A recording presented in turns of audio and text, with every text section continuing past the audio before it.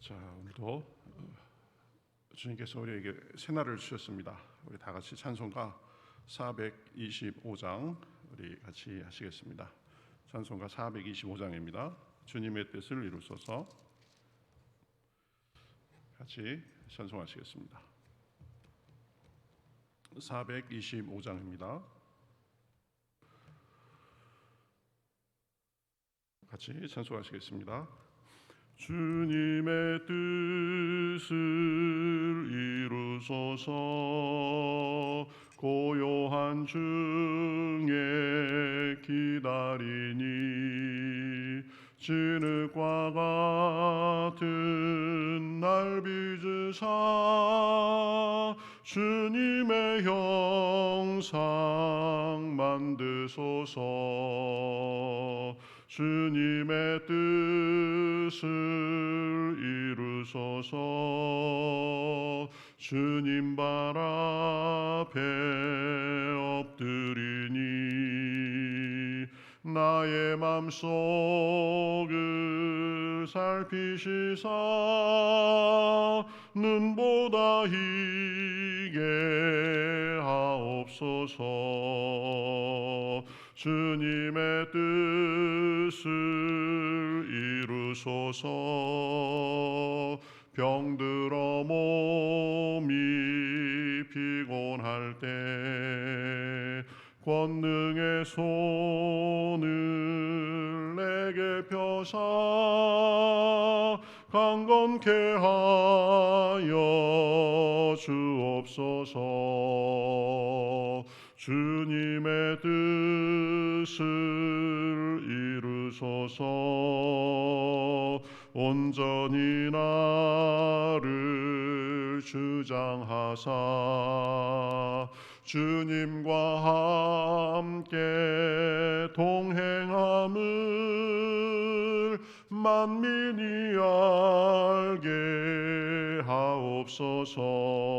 1절 주님의 뜻을 이루소서.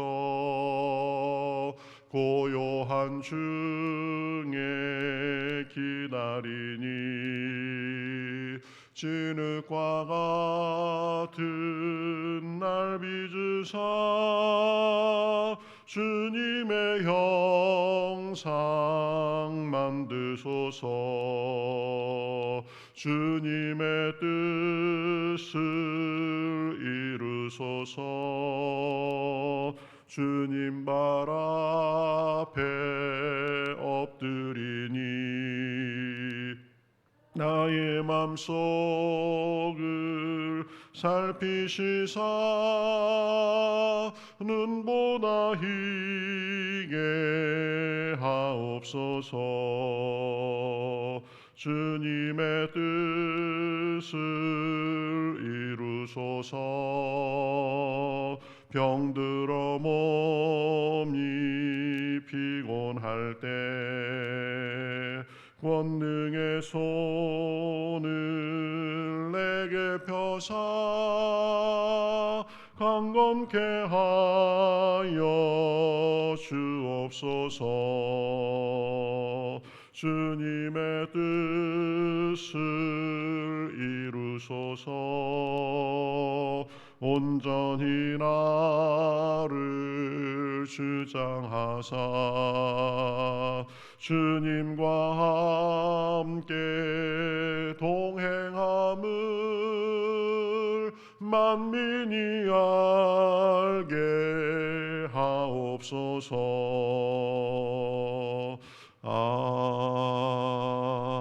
아멘. 같이 기도하시겠습니다. 하나님 감사합니다.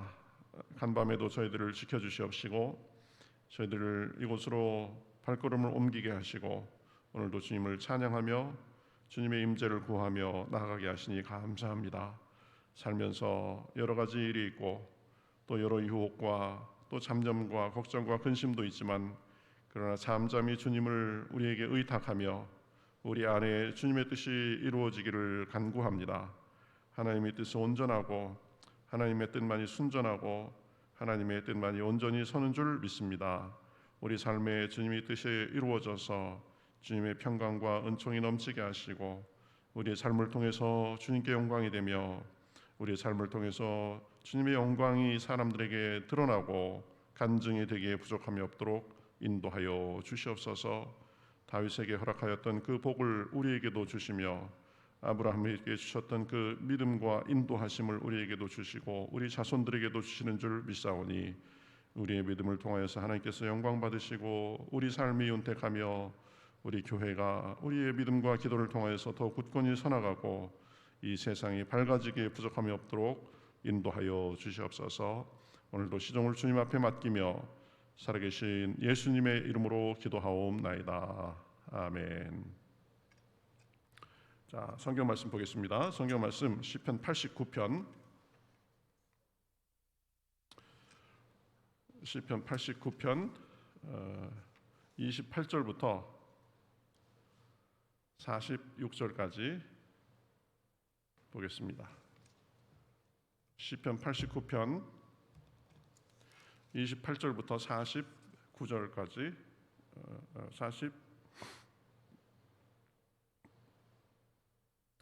46절까지 보겠습니다. 89편 28절부터 우리 같이 저와 여러분이 교독하시겠습니다. 그를 위하여 나의 인자함을 영원히 지키고 그와 맺은 나의 언약을 굳게 세우며 또 그의 후손을 영구하게 하여 그의 왕위를 하늘의 날과 같게 하리로다. 만일 그의 자손이 내 법을 버리며 내 규례대로 행하지 아니하며 내 율례를 깨뜨리며 내 계명을 지키지 아니하면 내가 회초리로 그들의 죄를 다스리며 채찍으로 그들의 죄악을 벌하리로다. 그러나 나의 인자함을 그에게서 다 거두지는 아니하며 나의 성실함도 패하지 아니하며 내 언약을 깨뜨리지 아니하고 내 입술에서 낸 것은 변하지 아니하리로다. 내가 나의 거룩함으로 한 번 맹세하였은즉 다윗에게 거짓말을 하지 아니할 것이라. 그의 후손이 장구하고 그의 왕위는 해같이 내 앞에 항상 있으며 또 궁창의 확실한 증인인 달같이 영원히 견고하게 되리라 하셨도다. 그러나 그 주께서 주의 기름 부음 받은 자에게 노하사 물리치셔서 버리셨으며 주의 언약을 미워하사 그의 관을 땅에 던져 욕되게 하셨으며 그의 모든 울타리를 파괴하시며 그 요새를 무너뜨리셨으므로 길로 지나가는 자들에게 다 탈취를 당하며 그의 이웃에게 욕을 당하나이다.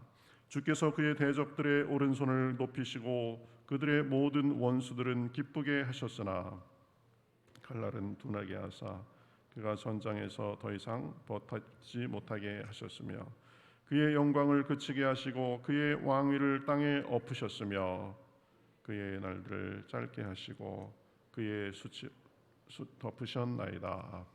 아멘. 네, 시편 89편 이게 그 시편 총 그 5권으로 이렇게 엮었다고 그랬는데 시편 89편은 제 3권의 그 마지막 장입니다. 그래서 오늘까지 우리 시편 89편을 좀 하고 다음 주부터는 제가 그 전에 말씀드렸듯이 사도행전을 우리가 좀 시작을 하려고 합니다.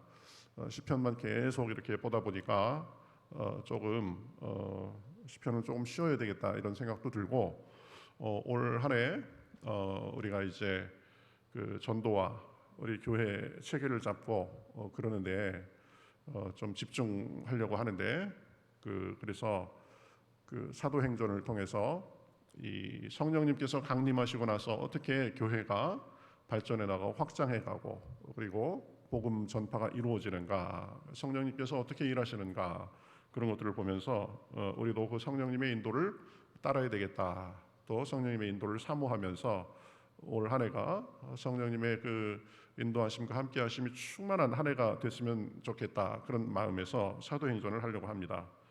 마침 타이밍이 아주 잘 됐습니다. 그 3권 89편까지 우리가 오늘 마무리를 하게 되는데요. 이 89편이 굉장히 길죠, 보면.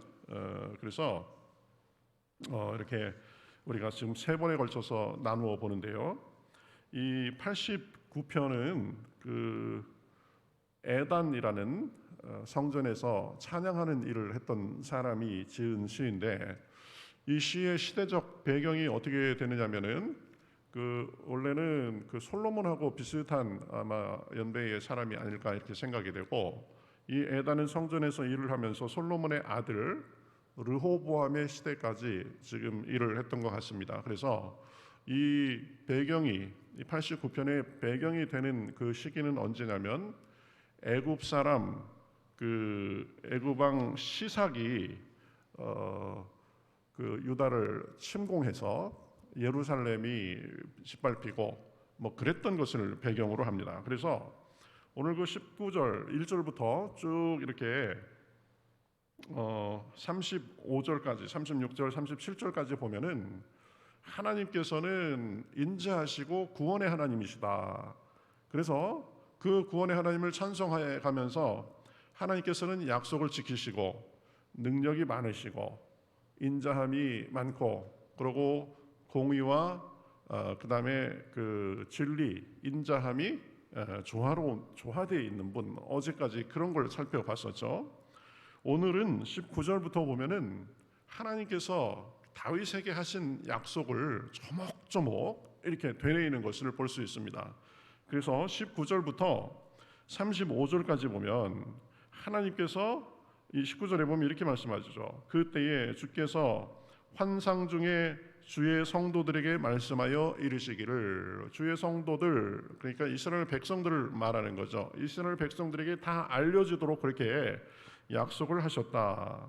그 약속의 내용이 뭐냐 쭉 나옵니다. 19절 하반절에 보면 내가 능력 있는 용사에게는 돕는 힘을 더하며 백성 중에서 택함 받은 자를 높였으되, 뭐예요? 사람들에게, 용사에게 힘을 주고 백성 중에게 택함 받은 자를 높였으되, 백성 중에 택함 받은 자는 왕을 지금 의미합니다. 그래서 다윗을 그 정도로 높여줬다. 그래서 20절에 보면 내가 내 종 다윗을 찾아내어 나의 거룩한 기름을 그에게 부었도다. 그리고 이제 다윗과 이스라엘 백성들을 축복해가면서 내가 너희에게 앞으로 이렇게 할 것이다, 여러 약속을 주셨다고 이제 언급합니다. 21절 22절에 보면 내가 너희와 함께해서 힘을 줄 것이다. 그래서 대적들을 23절에 보면 내가 대적들을 박멸할 것이다, 이렇게 약속을 하시고, 그러니까 힘을 주고 대적들을 박멸하고, 그래서 지금 그의 뿔이 높아지리로다 말씀합니다. 그러니까 하나님께서 너희들을 지켜주시고 보호해주시고 대적들을 물리치게 하시고 나라들 가운데서 너희를 높여주실 것이다, 이렇게 말씀한 거죠. 그 다음에 이 다윗의 왕국을 확장해 주실 것이다. 25절에 보면 내가 또 그의 손을 바다 위에 놓으며 오른손을 강들 위에 놓으리니 그랬습니다. 손을 바다 위에 놓는다는 건 뭐예요? 바다와 강들은 육지를 지금 상징하는 겁니다. 그래서 바다와 육지에 지경이 넓어지게 하겠다, 이런 걸 의미하는 거고, 그래서 보면 하나님의 은혜와 보호하심과 강성하게 하심과 그런 것으로 인해서 26절에 보면 기쁨으로 하나님을 찬양하게 하겠다, 이렇게 약속하셨습니다. 26절 보면 그가 내게 부르기를 주는 나의 아버지시요 나의 하나님이시요 나의 구원의 바위시라 하리로다. 그러니까 하나님 안에서 그야말로 찬송과 기쁨과 영광과 모든 어떤 그런 순풍에 돛단 듯이 그렇게 이 나라의 모습이 그럴 것이다. 그리고 하나님께서 그들을 높여줄 것이다. 그 다음에 나의 인자함을 보이고 언약을 지킬 것이다. 28절에 보면 그를 위하여 나의 인자함을 영원히 지키고 그와 맺은 나의 언약을 굳게 세우겠다. 이게 너희들이 잘되고 영광스럽고 번성하고 하는 이것이 내가 약속한 것이기 때문에 앞으로 쭉 잘 될 것이다, 이렇게 약속하요. 그러니까 하나님께서 이스라엘 백성들에게 주신 좋은 약속들을 지금 다 되뇌이는 거죠. 그리고 후손과 왕위를 영구하게 할 것이다. 그리고 혹시나 다윗의 후손들이 잘못해도 벌을 주기는 하겠지만, 그러나 하나님이 그들에게 약속하신 인자하심과 성실하심을 패하지는 않을 거다. 그러니까 하나님께서 이스라엘을 늘 잘되게 하시고 그 잘되게 하시는 것은 영구한 약속이다. 그래서 후손들이 잘못을 하면 벌은 줄 것이다. 그렇지만 그 후손들이 대가 끊어진다거나 수치를 당하기는 하지 않을 것이다. 그래서 32절에 보면 이렇게 말씀하죠. 내가 회초리로 그들의 죄를 다스리며 채찍으로 그들의 죄악을 벌하리로다. 그러나 나의 인자함을 그에게서 다 거두지는 아니하며 나의 성실함도 패하지 아니하며 나의 언약을 깨뜨리지 아니하고 내 입술에서 낸 것은 변하지 아니하리로다. 너희들이 잘못하면 나에게 매도 맞고 벌을 받기도 하겠지만 그러나 근본적인 언약과 약속 이것은 변하지 않을 것이다. 그러니까 이 다윗의 왕국은 늘 번성하고 하나님의 도우심으로 인하여서 늘 잘되고 왕위가 굳건하고 그럴 것이다. 이런 약속을 하셨는데 그 뒤에 보면 이제 이스라엘의 현실의 이야기가 나옵니다. 38절에 보면 참담한 현실이 지금 펼쳐졌습니다. 하나님께서 38절에 그러나 주께서 주의 기름 부은 받은 자에게 노하사 물리치셔서 버리셨으며 뭐예요? 하나님께서는 늘 번성하게 하시고 함께 하시고 힘을 주시고 그래서 이스라엘과 다윗의 후손들이 늘 높임을 받고 이렇게 한다고 했는데 지금 어떻게 된 일입니까? 하나님께서 기름 부음 받은 자에게 노하사 물리치셨습니다. 그리고 39절에 보면 주의 종의 언약을 미워하사 그의 관을 땅에 던져 욕되게 하셨으며 주의 종 여기는 지금 왕을 말하는 거죠. 그 이스라엘 백성들을 말하는 거죠. 하나님께서 그 약속은 어디 갔고 주의 종을 멸하사 욕되게 하셨습니까? 그래서 이제 사람들이 다 41절에 보면 40절부터 그의 모든 울타리를 파괴하시며 그 요새를 무너뜨리셨으므로 길로 지나가는 자들에게 다 탈취를 당하며 그의 이웃에게 욕을 당하셨나이다. 하나님의 보호가 떠나고 그래서 지금 우리 울타리도 무너지고 요새가 파괴되고 다 약탈당하고 사람들에게 지금 수치를 당하고 있습니다. 그래서 우리가 어떻게 거기에 저항하려고 해봐도 하나님께서 칼날을 둔하게 해서 버티지 못하게 하셨습니다. 우리가 싸우려고 해도 이 싸움이 되지 않습니다. 이게 어떻게 된 겁니까? 칼날이 다 둔하게 된 것 같습니다. 그래서 44절 45절 결과적으로 어떻게 됐냐? 그의 영광을 그치게 하시고 그의 왕위를 땅에 엎으셨으며 그의 젊은 날들을 짧게 하시고 그의 수치로 덮으셨나이다. 하나님 그 영광스러운 약속은 다 어디 가고 우리가 지금 당하는 일은 이게 어찌된 일입니까? 이렇게 되는 거죠. 그래서 하나님이여 언제까지 우리가 이런 일을 당하겠습니까? 하나님 속히 구원하여 주시옵소서. 하나님 약속하신 약속을 기억하여 주시옵소서. 하나님 앞에 간구하는 겁니다. 왜 이렇게 됐는가? 우리가 이것을 오늘 간략하게 살펴보겠습니다. 제가 말씀드렸듯이 이 구절의 배경은 역대하 12장 1절부터 12절까지 자세하게 나옵니다. 애굽 왕 시삭이 이스라엘에 쳐들어와서 예루살렘을 공격하고 그래서 이제 성전과 그 왕궁의 보물들을 다 탈취해가고 그리고 솔로몬이 만든 금 방패도 뺏어갔습니다. 사실 내가 너희들을 짓밟고 완전히 점령하려면 끝난 거죠. 성전이 그 사람들에게 유린됐다. 그리고 이 이스라엘 사람들이 중요하게 생각하는 왕궁의 보물들 이런 거 다 뺏겼다. 이스라엘은 더 이상 힘으로 애굽에게 되지 않는다. 그런 거죠. 완전히 짓밟히는 거죠. 그래서 나라가 완전히 망하기 직전까지 지금 온갖 모욕을 다 당한 것입니다. 왜 그런가? 왜 그럼 하나님께서는 그 다윗에게 한 그 약속을 패한 것처럼 그렇게 이웃 나라가 이 이스라엘의 안방에까지 들어와 가지고 그것을 유린하게 했는가? 12절에 보면 12장 1절에 보면 이유를 이렇게 묘사합니다. 르호보암의 나라가 견고하고 세력이 강해짐에 그가 여호와의 율법을 버리니 온 이스라엘이 본받은지라. 이게 우리가 굉장히 중요하게 생각해야 됩니다. 하나님의 축복으로 인해서 르호보암 솔로몬의 아들의 나라가 견고해졌다. 그리고 세력이 강해졌다. 그러니까 하나님께서는 약속을 지켜주신 겁니다. 그렇죠? 너희가 잘 될 것이다, 견고할 것이다, 높아질 것이다. 다 약속을 지켜줬는데 하나님의 그 은혜로 인해서 견고하고 세력이 강해지니까 하나님을 더 섬기는 것이 아니라 우리가 이 정도면 됐어. 하나님 섬기는 거 귀찮아. 하나님 없이도 우리 살 수 있을 것 같아. 르호보암이 그렇게 교만해졌다는 거죠. 그래서 르호보암이 자기의 강대함을 믿고 여호와의 율법을 버리니까 이스라엘 백성들도 그 왕을 따라서 다 율법을 버렸다. 그것이 무엇을 의미하느냐? 역대하 12장 2절에 보면 그들이 여호와께 범죄하였으므로 그 모든 것이 하나님을 의지하지 않고 율법을 버리고 내 스스로 살 수 있다라고 그렇게 하나님을 의지하지 않고 이것이 하나님 앞에 죄가 됐다. 그래서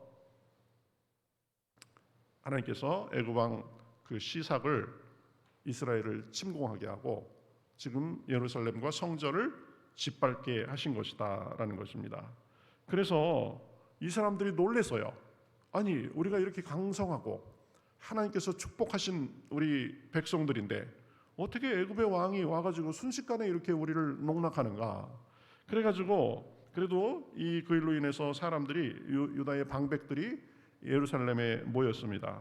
모이니까 하나님의 선지자 스마야가 르호보암과 그 방백들에게 나와서 이렇게 얘기합니다. 이거 하나님 말씀이다. 너희가 나를 버렸으므로 나도 너희를 버려 시삭의 손에 넘겨놓으라.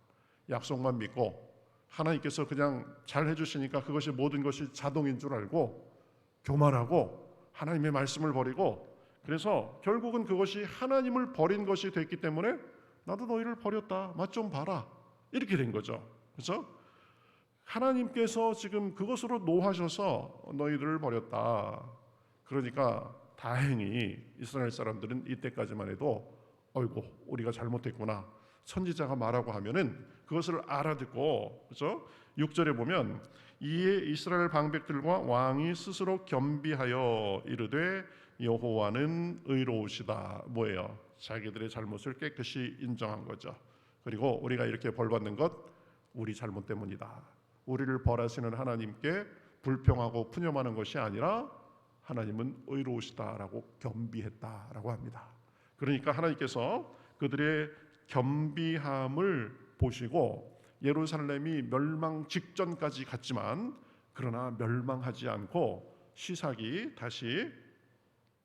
통해서 분노를 완전히 쏟지는 않기로 그렇게 하셨습니다. 그래서 풍전등화와 같은 상황에서 가까스로 살아났습니다. 왜요? 왜 풍전등화와 같은 상황이 됐습니까? 교만해서 하나님의 율법을 버리고 그것이 하나님께 죄가 됐기 때문에. 풍전등화 그냥 한번 훅 불면 꺼질 것 같은 그런 상황에서 어떻게 살아났습니까? 선지자의 경고를 받고 우리가 잘못했습니다. 겸비하고 자기들의 잘못을 인정하고 하나님의 의로움을 다시 높이니까 하나님께서 마지막에 봐주셨다라는 것입니다. 봐주시면서요 내가 너희들은 멸하지는 않겠다 그래가면서 8절에 역대하 12장 8절에 보면 여러분 집에 가서 꼭 역대하 12장 1절부터 12절까지 쭉 읽어보세요. 이렇게 말씀합니다. 그들이 시삭의 종이 되어 나를 섬기는 것과 세상 나라를 섬기는 것이 어떠한지 알게 되리라. 참 아주 겁나는 표현입니다. 너희들 나 섬기는 걸 그렇게 우습게 생각했냐? 자 그러면 너희가 한번 시삭의 종이 돼서 나 대신 시삭을 섬겨봐라. 애국 왕을 섬겨봐라. 그리고 이 세상 나라를 섬기는 것이 어떠한지 알게 되리라. 맛 좀 봐라 이거죠. 맛 좀 봐라. 나를 섬기고 내 안에서 거하고 나의 도움을 받고 내 은혜를 받고 살고 그런 것이 그렇게 하찮아 보이고 우스워 보이냐?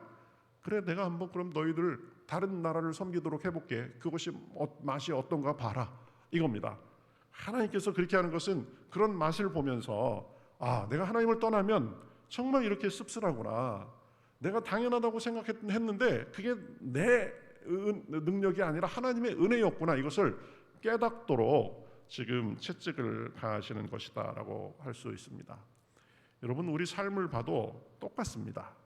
내가 잘 나갈 때 아무 일이 없이 평안할 때 그때 그게 내가 잘나서 내가 대단해서 그런 것처럼 내 힘을 믿고 나도 이 정도면 됐어. 이 순간이 가장 위험한 순간입니다. 하나님 없이도 이제 살 것 같아. 내가 쌓아놓은 돈이 얼만데 내가 지금까지 뿌려놓은 씨앗이 얼마고 내가 지금까지 이 노력해가지고 여기까지 오느라고 얼마나 힘들었는데 이제는 하나님 없어도 될 것 같아. 나도 좀 편하게 먹고 쉬어보자. 죽기 직전의 일입니다, 여러분. 돈이 우리를 구원하지 못하고 내가 지금까지 쌓아온 내 경력이 나를 구원하지 못한다. 그래서 잘 나갈 때, 아무 일 없을 때 그때 교만하지 말고 하나님 앞에 잘 해야 된다. 그게 자기 능력과 복 때문인 줄 알고 자만하는 순간 고꾸라지게 돼 있습니다. 여러분, 우리가 꼭 기억해야 됩니다. 내가 평안하고 내가 아무 일 없고 내가 일상을 누릴 수 있는 것, 이거 자동 아니다. 하나님께서 우리를 잡아주시고 우리에게 은혜를 주시기 때문에 그런 거다. 그걸 잊으면 하나님께서 우리를 정신 차리도록, 그래 너 좀 맛 좀 봐야 되겠다, 이러실 수 있는 겁니다. 그래서 때로는 육신의 연약함을 통해서, 또 때로는 여러 가지 우환이 우리에게 찾아오기도 하고 그러는 거죠. 고린도전서 10장 2절 뭐라고 말씀합니까? 그런즉 선줄로 생각하는 아는 자는 넘어질까 조심하라. 나도 이 정도면 됐어. 난 끄떡없어. 이제 나는 흔들리지도 않을 거야. 이런 순간이 가장 넘어지기 쉬운 때다. 잠언에서 뭐라고 말씀하시죠? 교만은 패망의 선봉이요 거만함은 넘어짐의 앞잡이다. 그래서 날마다 우리 새벽마다 나와서 기도하는 이유가 뭡니까? 주여, 내가 교만하지 않도록 인도하여 주시옵소서. 내가 누리는 일상과 내가 누리는 복과 은혜가 자동이라고 착각하지 않도록 도와주시옵소서. 그래서 늘 하나님 앞에 감사가 습관이 되어야 되는 거예요. 하나님 앞에 감사하는 것은 뭘 의미합니까? 하나님, 제 힘이 아닙니다. 하나님께서 도와주셔서 제가 사는 것입니다. 하나님, 제가 이렇게 서 있는 것, 제가 이렇게 멀쩡하게 사는 것, 그것이 하나님의 은혜입니다. 그것을 하나님 앞에 감사하다 보면 교만함을 물리칠 수 있는 거죠. 어느덧 교만하면 우리도 모르는 사이에 스멀스멀 우리의 인생을 집어삼킵니다. 기억하십시오. 잘 나갈 때, 온전할 때, 하나님께서 나를 높여주실 때, 그때 우리는 하나님 앞에 겸손하고 더 낮아지고 더 섬기고 더 낮춰야 된다. 더 겸손해야 된다. 제가 가끔 말씀드리죠. 신앙의 종류에는 두 가지가 있다. 하나는 일 터지고 나서 뒷감당하기 바쁜 수습신앙이 있어요. 수습신앙. 이건 그냥 뻥뻥뻥뻥 일이 터져가지고 그거 막으러 다니느라고 정신이 없어요. 온갖 에너지를 거기에 다 씁니다. 특별기도도 하고 난리를 피웁니다. 그런데요, 그거 잘 돼야 본전입니다. 그렇죠? 잘못됐던 거 수습하고 나면 그런 겁니다. 반대로 정비신앙이 있다라고 했습니다. 정비신앙, 관리신앙, 준비신앙. 이건 뭐예요? 일이 터지기 전에 먼저 겸손하고 먼저 하나님의 은혜를 구하고, 그래서 잘 갖고 나가면 어려움도 당하지 않고 혼란도 당하지 않고 하나님의 은혜 가운데 평안히 머물게 된다. 우리는 그래서 수습신앙이 아니라 관리신앙, 정비신앙이 돼야 된다라고 했습니다. 그곳의 중심에는 겸손히 하나님을 섬기는 것이 있습니다. 교만하지 않고 내가 누리는 것 당연하게 생각하지 않고 열심히 주님 앞에 엎드리면서 주님을 겸손히 섬기고 늘 하나님 앞에 감사하는 것입니다. 지금 이스라엘 백성들이 르호보암 왕 시대에 잘못한 것이 바로 그거죠. 그것은 우리에게도 일어날 수 있습니다. 하나님, 나를 오늘도 겸손하게 하여 주시옵소서. 하나님, 내가 누리는 가장 작은 것, 내가 오늘 살아 있다라는 이것 가지고도 하나님 앞에 감사하며 살게 하여 주시옵소서. 그럴 때에 다윗에게 하신 그 언약대로 하나님께서 그들을 높여주셨던 것처럼 우리에게도 그런 은혜를 주시는 줄 믿습니다. 오늘 하나님 앞에 겸손하게 감사하고 조금이라도 자고한 것이 있었으면 미리미리 하나님께 그 잘못을 아뢰고 낮추고 의지하는 가운데 오늘도 주님의 복과 은혜가 넘치는 그런 하루가 되시기를 바라겠습니다. 아멘들 좀 하세요. 자, 하나님 앞에 겸손하게 그렇게 섬기고, 그래서 늘 주님의 복과 은혜가 넘쳐나기를 바라겠습니다. 정말 중요한 것 같아요. 그죠? 찬송가 212장 우리 같이 하시겠습니다.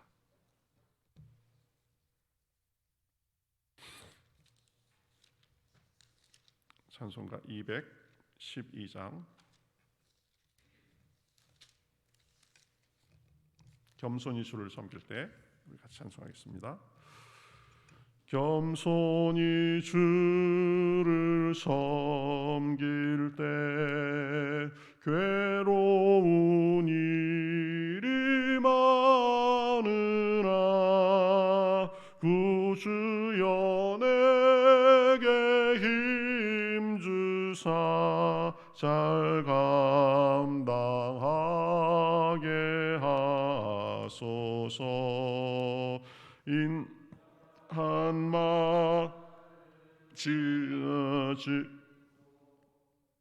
사람을 감화시키며 갈 길을 잃은 무리를 잘 인도하게 하소서. 구주의 귀한 인내를 깨달아 알게 하시고 굳건한 믿음 주셔서 늘 승리하게 하소서.